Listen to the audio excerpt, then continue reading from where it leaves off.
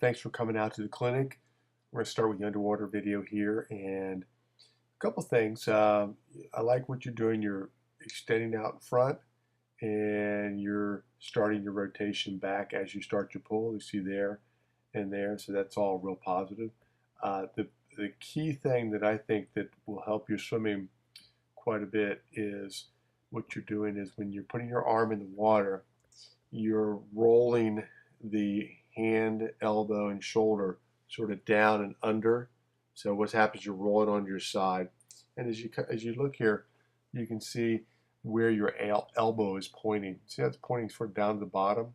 And when you're putting the hand in, you're rolling the elbow down. See that's going down there and down there.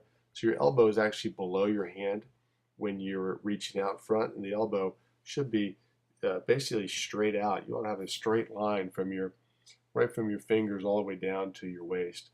So what you want to think about doing, you need to flatten out your shoulders quite a bit. That's the first thing. But one of the ways to do that is when you put your hand in the water, don't let that elbow rotate downward. Keep the elbow and the pinky pointing up.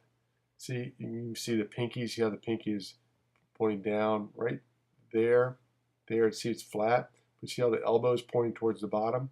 You want that elbow pointing up above the surface at about 30-degree angle or so, and that will keep your shoulder up. So put the hand in, don't let the elbow drop down, don't let the elbow roll under, because that brings your shoulder down with it.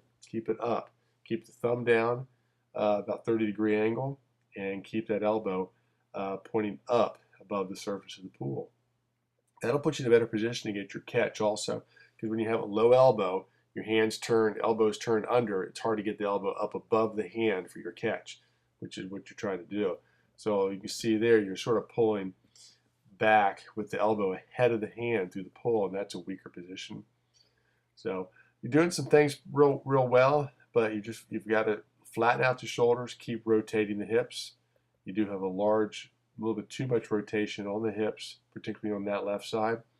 But the main thing is when you put those hands in the water, keep the elbow up and extend forward.